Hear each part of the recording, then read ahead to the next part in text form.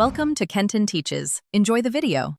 Start by measuring ingredients precisely for consistent Jini rolls. Combine 2 cups all-purpose flour, 1 teaspoon salt, and 1 tablespoon sugar in a large bowl, then whisk to blend evenly.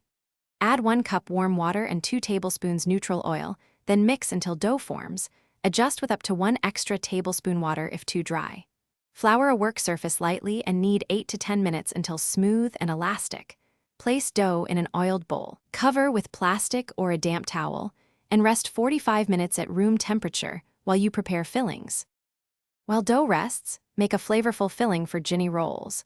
Combine 200 grams finely chopped kimchi with 1 tablespoon gochujang, or use 150 grams shredded cooked pork mixed with 1 teaspoon soy sauce and 1 teaspoon sesame oil.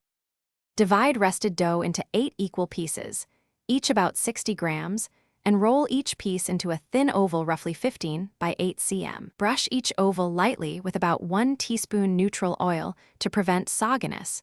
Spoon filling across the center, leaving a 1 cm border. Then fold edges, transfer assembled Jini rolls to a steamer basket lined with parchment or cabbage leaves. Arrange seam side down and leave about 2 cm between rolls so they expand.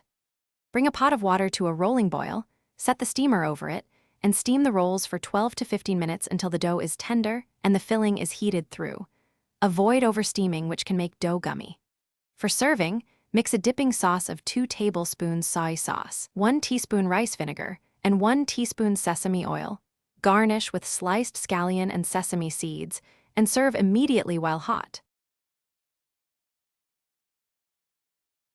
Thanks for watching. Please subscribe if this video was helpful.